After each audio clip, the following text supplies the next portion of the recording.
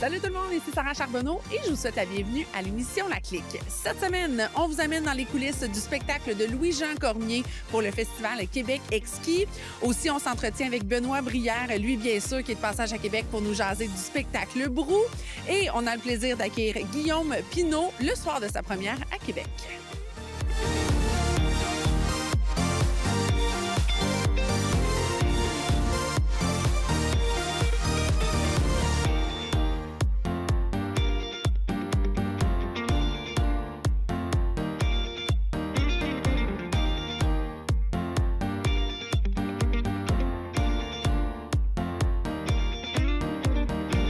La comédie théâtrale québécoise Brou reprend la route avec un nouveau trio et le comédien Benoît Brière en fait partie. On le rencontre aujourd'hui à la taverne Grande Allée.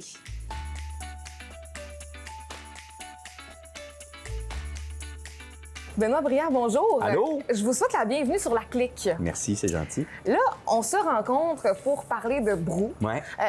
Nouvelle mouture, on peut dire même nouvelle administration. Carrément nouvelle administration. Carrément. Ça va être une affirmation que je vais faire, mais c'est un défi, je pense, là, de reprendre une C'est une pièce. affirmation bien assumée.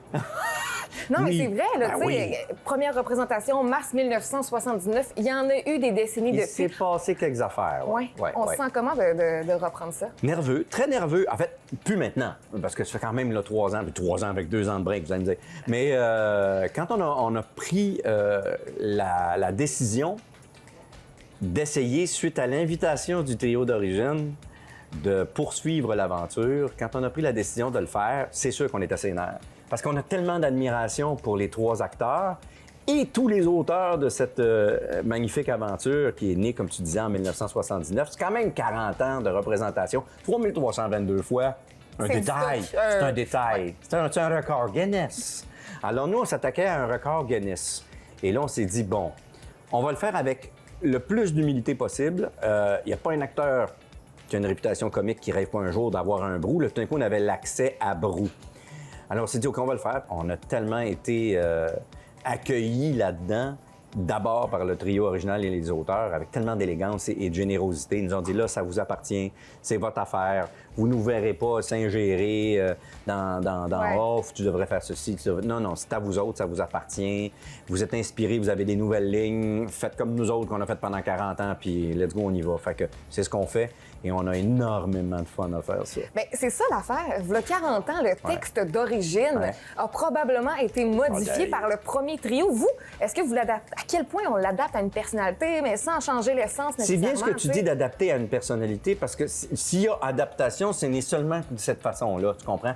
On ne peut pas l'adapter pour le mettre au goût du jour, en ce sens que c'est une pièce historique, c'est une pièce qui se passe en 79. Les tavernes vont fermer s'ils n'acceptent pas les femmes. Ça crée un branle-bas de combat inouï au Québec. Pour vrai, c'était une guerre, ça finissait plus. Mais en même temps, on est 3 interprètes complètement différents des 3 avant. Je me ferai pas...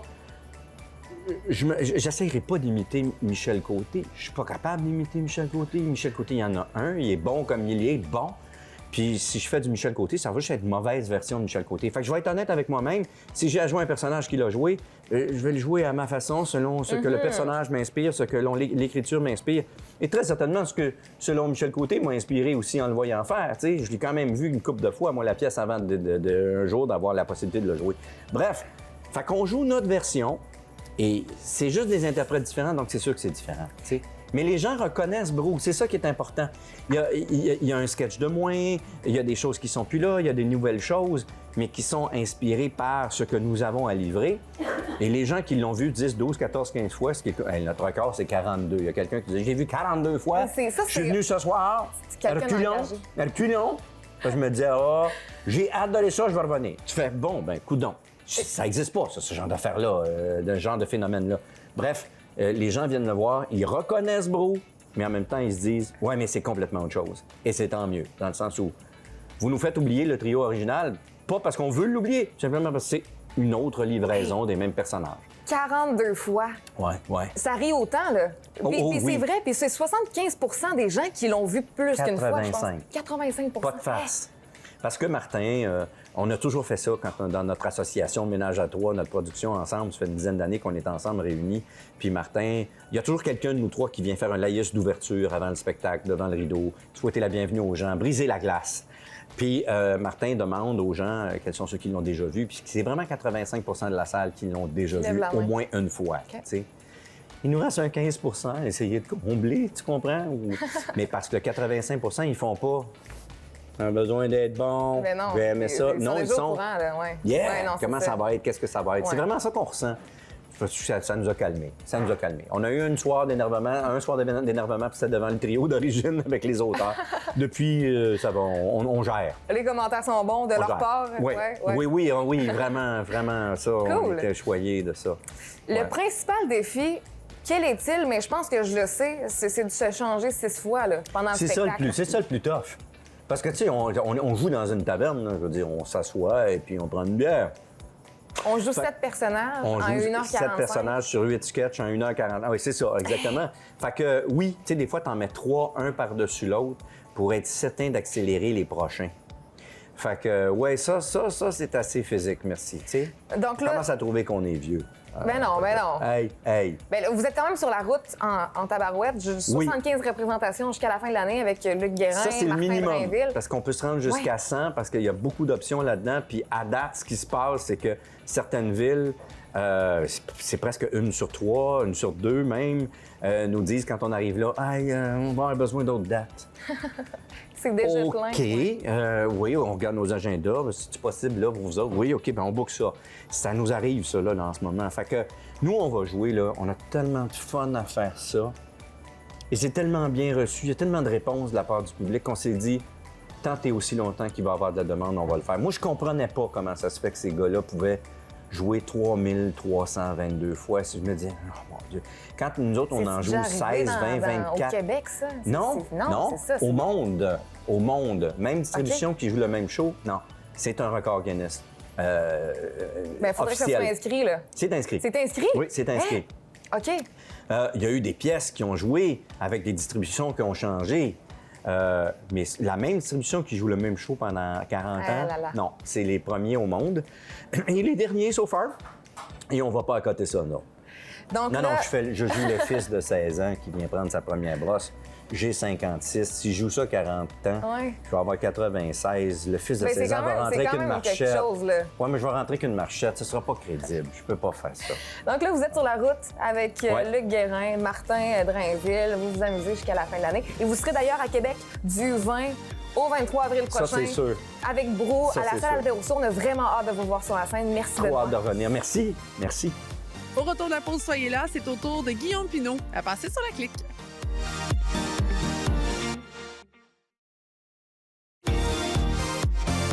L'humoriste Guillaume Pinault était récemment de passage à Québec pour enfin nous partager la première de son spectacle Détour. C'est du côté de la salle Albert Rousseau que j'ai eu le plaisir de le rencontrer. Hi. Il fait yes, je fais hi. Would you like to taste my balls? Ça, c'est la première phrase que j'ai dite en Angleterre. Là! J'ai le plaisir aujourd'hui de me retrouver en compagnie de Guillaume Pinault. Guillaume, bonjour! Allô, Sarah, ça va bien? Ça va bien. Et toi, officiellement, à la salle Albert Rousseau, ton Facebook me disait aujourd'hui que c'était l'un de tes rêves. Comment tu te sens? Je suis tellement excité. Hey, ça fait longtemps, ça a été reporté, repoussé, cancellé, remis. Là, c'est vrai. Là, à moins qu'on m'annonce là, que ça se passera pas, jusqu'ici, là, moi, je vais y croire là, quand je vais monter sur le stage avec ma toune qui joue, mais pour là, je suis vraiment très, très fébrile. Et là, il faut dire, tu as eu déjà ta première à Montréal. Oui. Tu as eu l'occasion de pouvoir justement, j'avais envie de dire, crever l'abcès ou sinon faire tes premiers pas officiellement, avoir ton baptême, oui, devant ton public, mais aussi devant tes pairs. Comment ça s'est passé d'abord, cette soirée-là? Ça s'est tellement bien passé, mais si je suis 100% honnête, je me rappelle pas de tout. C'était tellement comme sur une adrénaline pas possible. Je flottais sur un nuage tout le long, mais quand je suis sorti de scène, je pleurais comme un veau, premièrement. Puis après ça, comme si toute la pression avait retombé. Puis là, le lendemain, quand les critiques ont sorti, j'ai fait « Ah, ben finalement, ça a bien été! » Fait que je suis bien heureux de ça. Puis écoute, je pense que les critiques, effectivement, ont été très, très bonnes. Là, ce soir, es-tu plus décontracté pour Albert Rousseau? Mais je suis pas décontracté parce que, je suis allé m'asseoir dans la dernière rangée pour voir c'est quoi le feel, puis j'ai envoyé mon metteur en scène, Michael Gouin, en avant, et il est petit. Puis il a fait « Faut que tu joues grand, là, faut que... » Fait que non, à soir, là, je suis pas décontracté, là, je vais jouer, je vais manger à la salle, parce que c'est la première fois de ma vie que je joue tout seul à Albert Rousseau. Tu sais, je l'ai fait en 15 minutes avec Phil Roy, avec Pat Group. À chaque fois, quand je sortais de scène, j'étais tout le temps un peu comme déçu de faire « Ah, c'est juste 15 minutes, c'était le fun, là! » Fait que là, je suis content de finir par faire mon show de 1h30. J'ai compté 60 secondes! 60 secondes de silence! 60 secondes, il devait espérer être le premier être humain à se téléporter en pensant très, très, très, très fort. Parce qu'à un moment donné, c'est reviré, fait « T'es encore là, toi, Chris? C'est long, 60 secondes, là! » Tu nous présentes bien sûr ton spectacle Détour. Pourquoi Détour? Dis-moi, j'ai déjà un petit doute, mais quand même, je te pose pour la forme la question. Ben là, il y a plusieurs raisons. On dirait que ça a pris tout son sens avec la pandémie puis les reports, tout ça. Mais à la base, ça s'appelait Détour pour 2 raisons. Mon parcours académique. Tu sais, j'ai pas un parcours comme commun en humour. Là. J'ai fait ergothérapie, ostéopathie. Puis aussi dans ma façon de raconter mes anecdotes, que je prends plein de détours puis que ma tête part partout parce que j'étais un peu TDA. Fait que, c'est pour ça qu'un metteur en scène puis un script éditeur m'a rattrapé ça, m'a remis ça droit. Mais il reste qu'il y a quand même quelques détours dans le spectacle. Tu parles justement de la pandémie. Est-ce que tu as géré cette attente-là avec patience, avec sagesse, ou plutôt c'est venu vraiment changer la dynamique de ton spectacle? Ça a été un peu comme une montagne russe parce qu'au début, c'était un peu le déni, là, faire que ça va durer 2 semaines, ça va recommencer, ça va être correct. Puis après ça, quand j'ai vu ça allait être plus long, puis qu'on savait pas trop ce qui s'en venait, c'est là qu'on a décidé de travailler beaucoup avec le metteur en scène. Là, on a vraiment changé le spectacle parce que au début, c'était vraiment raconter ça comme si j'étais dans mon salon. Là, tout est calculé, tout le show est ficelé, mes déplacements. Hey, on a calculé des affaires que personne ne va voir, là, mais je sais que je joue un tiers à gauche, un tiers au milieu, un tiers à droite. Tu sais, avant, je pouvais me promener un peu puis être chambranlant. Là, tout est calculé, tout est prêt. Gars, c'est ça. Je vais officiellement observer ton horloge sur la scène ce soir, officiellement. Puis tu sais, nécessairement, il y a des gens aussi qui t'ont connu à la télévision, d'autres via les podcasts durant la pandémie qui ont été, ma foi, la nouvelle mode, aussi à la radio, bien sûr. Est-ce que les gens qui t'ont découvert avec ces différents médias-là vont reconnaître le Guillaume Pinault, qu'ils le connaissent peut-être plus de ta vie publique, télé, médias? Ben en fait, tu sais, je suis le même Guillaume Pinault. Là. Moi, j'ai pas un personnage de scène, puis je sors de scène, tu fais comment? Tu sais, mettons, je donne exemple François Bellefeuille, tu sais, François sur scène, puis en dehors de la scène, c'est pas la même personne exactement. Tandis que moi, c'est vraiment anecdotique, raconteur, fait que je raconte ma vie, c'est beaucoup d'autodérision. Je suis pas mal le même gars, mais je sais que pour les gens qui m'entendent en radio, tu sais, à la radio, c'est des sujets, on jase, on discute, les podcasts, même chose, tandis que là, tout est rodé au quart de tour, il y a des jokes de placer, il y a du monde qui reste vraiment surpris de « Oh mon Dieu, je savais pas que t'étais si drôle que ça. » Ça, c'est des bons compliments pour ça. Mais je suis vraiment content de ça. Les gens viennent vraiment, on dirait, viennent plus me découvrir ou faire « Ah, c'est le gars que je connaissais, mais là, on dirait que je connais vraiment tout sur lui maintenant. » Il a fait « What? » J'ai fait « Hi. Would you like to taste my balls, sir? » J'ai rajouté « Monsieur » à la fin de ma phrase en pensant que c'était ça mon grand manque de politesse. Toute la famille ont fait « What? » Là, je suis rendu avec 300 petits points rouges qui me snappent comme un laser. Tu sais que m'a mourir dans l'histoire, là. J'ai cru bon de rajouter « Come on, sir? » Je sais que, bon, parcours d'ergo, parcours d'ostéopathe aussi. Quelle partie de cette vie-là te ressemble le plus à toi, Guillaume Pinault, humoriste, aujourd'hui? En quoi ça te colle encore? Ben, ergo puis ostéo, honnêtement, là, je le dis souvent, mais tu sais, la première journée que tu établis un contact avec un patient, quand c'est un nouveau patient qui est blessé, puis il rentre à la clinique, je me rappelle de rentrer avec mon dossier puis faire « OK, ben Sarah, venez avec moi. » Puis là, la madame me voit pour la première fois, puis elle fait comme « Je le connais pas, mais il a l'air sympathique. » Puis ça, je sais que j'avais ça. Puis j'étais pas un bon thérapeute en passant, mais j'avais le pourcentage charisme qui aidait au traitement. J'ai l'impression que ce dialogue-là avec un patient, c'est le même avec une foule. J'arrive sur scène, c'est un peu comme je rentrais avec mon dossier faire « Salut Québec, je me présente, Guillaume Pinault, venez avec moi, on va avoir une consultation. » Pendant 1h30, ben, je les traite, mais je les fais rire, ouais. Écoute, si tu avais des plans d'intervention, plans de suivi et autre chose du genre, tu serais dans le rush ce soir, Guillaume, je te le confirme. Je suis tellement heureux de ne plus avoir de tenue de dossier. S'il y a bien quelque chose que je m'ennuie pas, c'est la tenue de dossier.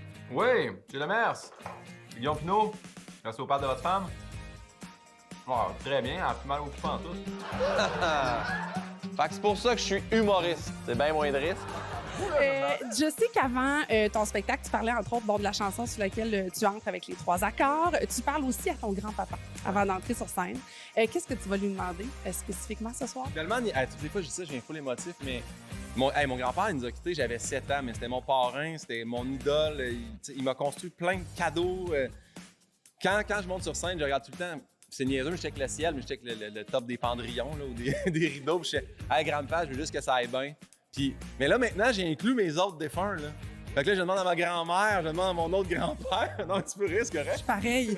Je plaide coupable. Un moment donné, je me suis dit, hey, peut-être que grand-maman Denise est jalouse que je parle juste à grand-papa Georges. Fait que là, j'essaie de parler à une couple de monde. Tu sais, parce qu'il est occupé, il doit y en avoir d'autres qui le sollicitent. Là. Fait que là, je demande à une couple de personnes avant de monter sur scène. Il faut dire que tu lâches ma santé mentale parce que moi, je parle à grand-papa Lucien.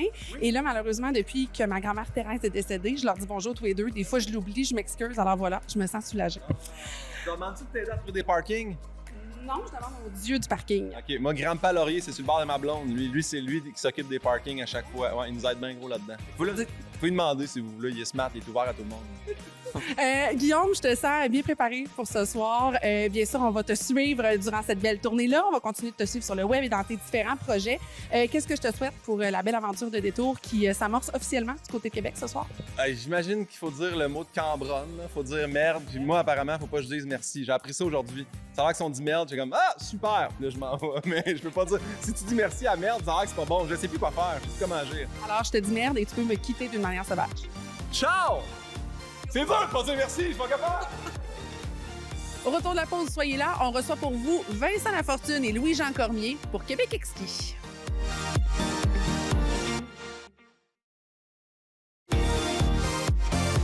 Du 22 avril au 1er mai prochain, on célèbre en grand la gastronomie à Québec avec le festival Québec Exquis.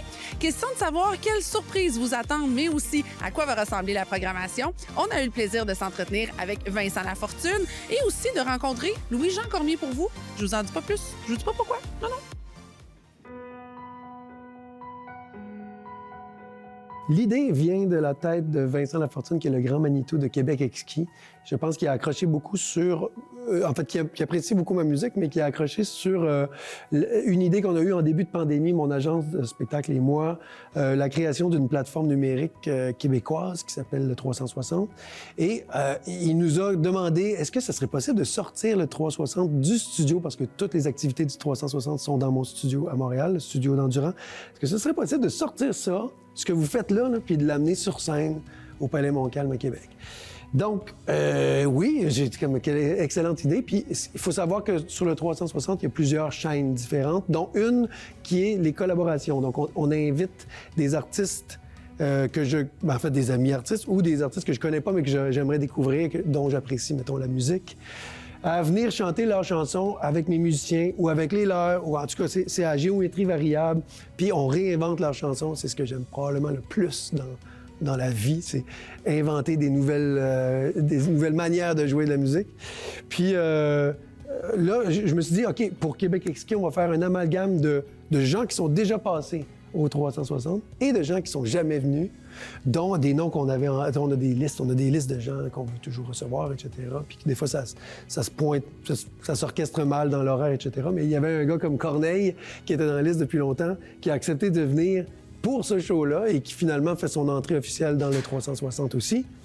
Laura Nicoué, une chanteuse atikamekw extraordinaire. Puis Marie-Pierre Arthur, qui est une grande amie de toujours, mais qui avait jamais fait son 360.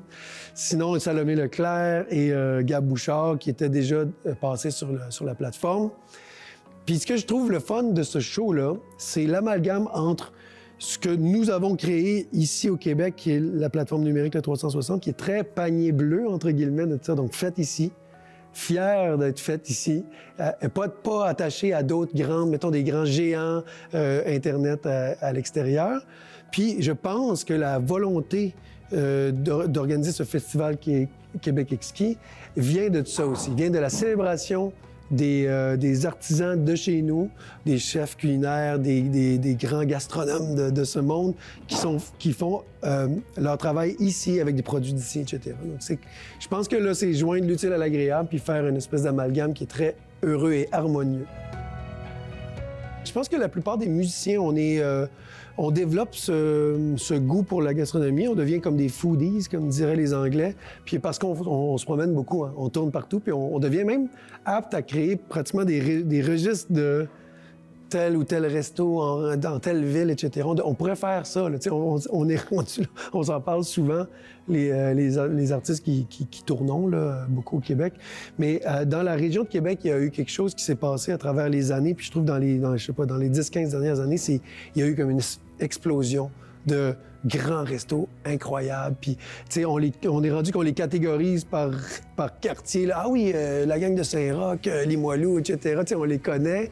Puis il y a vraiment beaucoup d'offres et même, je dirais que c'est de plus en plus difficile d'avoir une place en restauration à Québec parce que c'est bon signe alors. Ça veut dire que la ville est vivante, qu'il y a un indice bohémien assez élevé, donc les gens ont le goût de sortir, de célébrer, de voir leur chef préféré, d'aller goûter la gastronomie d'ici. Avec la pandémie, on a eu quand même un peu de recul à ce niveau-là, mais là, ça ressort, puis ça revient, puis je pense que Québec Exquis va faire l'effet slingshot, l'effet lance-pierre, ça va lancer pour la saison estivale la gastronomie dans la grande région de Québec.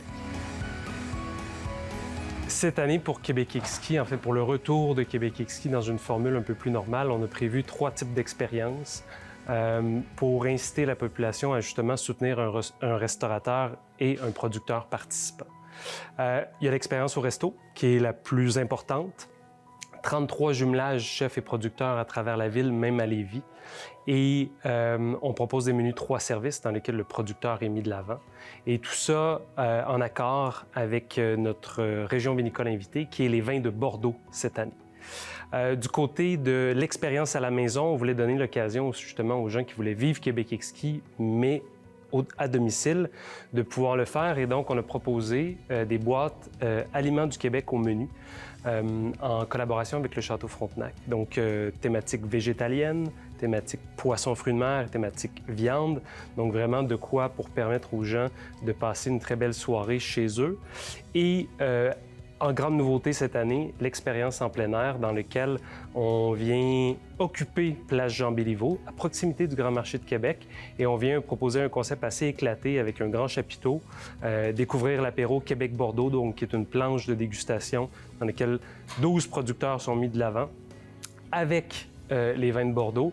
Également une grande zone festive à l'extérieur, si le beau temps le permet.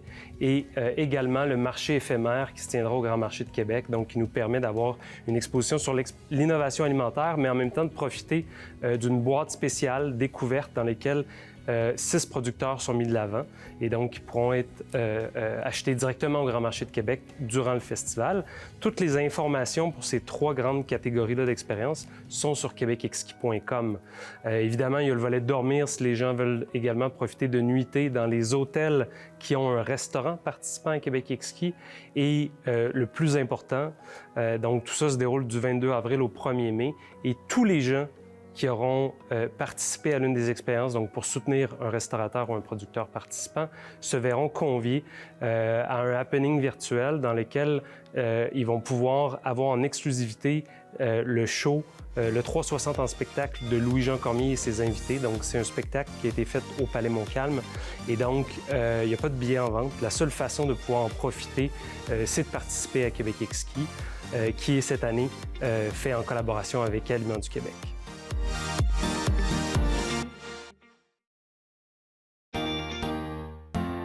Alors voilà, déjà, c'est ainsi que se conclut l'émission pour cette semaine. J'espère que vous avez apprécié nos différentes rencontres. Pour revoir, bien sûr, nos précédentes émissions de La Clique, c'est sur le télémag.tv que ça se passe ou encore sur le laclique.com. Et comme à l'habitude, je vous invite à nous suivre sur les réseaux sociaux. Quant à moi, je vous retrouve la semaine prochaine. Ciao tout le monde!